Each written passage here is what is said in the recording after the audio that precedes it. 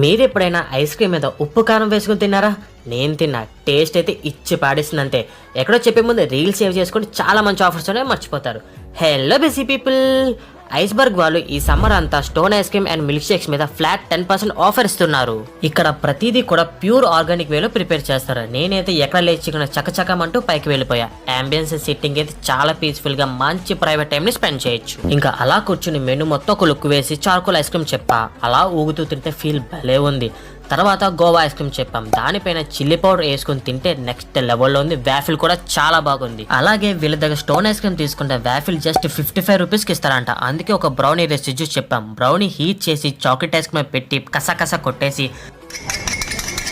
Waffle పెట్టి ఇచ్చారు. Taste కూడా చాలా బాగుంది. చాక్లెట్ లవర్స్ కి అయితే పిచ్చ పిచ్చగా నచ్చేస్తుంది. అలాగే ఇక్కడ మన వీడియో చూపిస్తే ఎక్స్ట్రా 5% డిస్కౌంట్ ఇస్తారు. So milk shakes and stone ice cream మీద మొత్తం 15% డిస్కౌంట్ వస్తుంది. నేను క్రంచీ ఆల్మండ్